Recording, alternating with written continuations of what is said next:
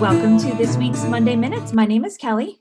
And my name is Jessie, and this week we're going to talk about a new option in 2005. We have a wonderful guest with us this week. Hi, Lucas.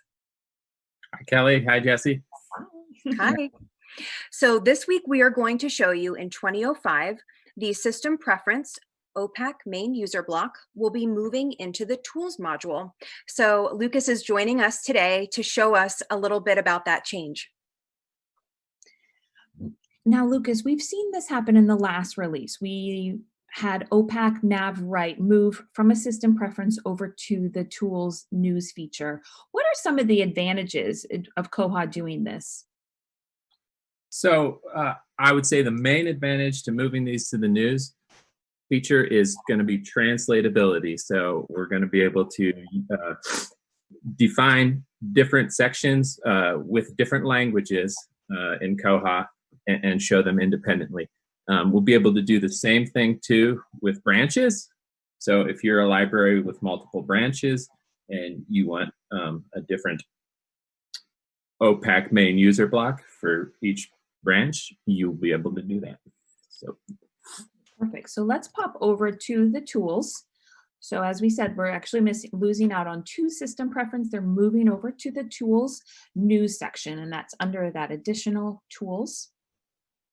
And we did do a previous Monday Minutes on this, which we'll link to in our blog post, where we talk about some of those features moving, the OPAC nav. So you'll have a little bit of a heads up. Yeah. So let's walk a little bit through this, Lucas. If I were a library that had information such as HTML in either one of these system preferences, what should I anticipate happening?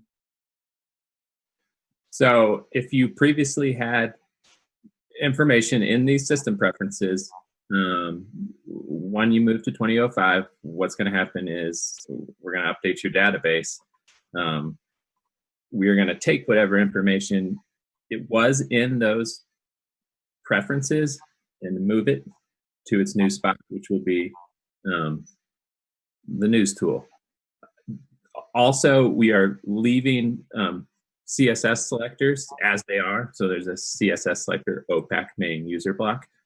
That will remain. So if you have CSS particular to that system preference, it's going to move over. So everything should be very seamless, and all of your display should look exactly the same.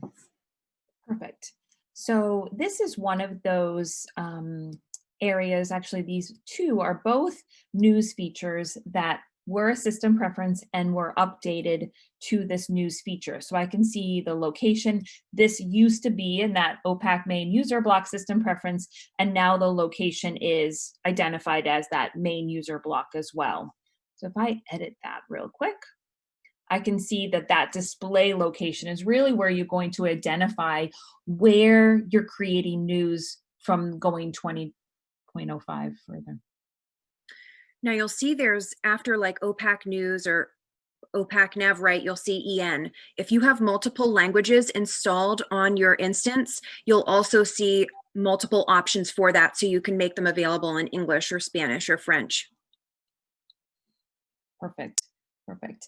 And do you find any advantages, Lucas, to using this text editor over using the OPAC system preferences? I think this can be a matter of personal preference and how comfortable you may or may not be with HTML. So this WYSIWYG editor is great if you don't know or are uncomfortable with HTML, as what you see is what you get. So as we learned in our last blooper thing. That I think Lucas was on that one too. I think he probably was. So now moving forward, once all that information is transferred over and you've been upgraded to 2005, then you know where you're going to go to change or to make any new OPAC headers or make any new OPAC main user block features is you're going to go over to the news feature and either use that WYSIWYG, or you could do it through HTML, which you have that ability through this little HTML, the little alligator button, right? Correct. Okay, perfect. Well, this is really exciting. I think that this is a great advantage. It's good for libraries to know that they're losing two system preferences. And what I would suggest as you move forward to 2005 is just check out your OPAC after the upgrade to make sure everything went through. And of course, if you have any questions or concerns or anything changed, feel free, and you're a partner, reach out to us, and we'll be happy to help. Thank you, Lucas, for joining us this week for Monday Minutes.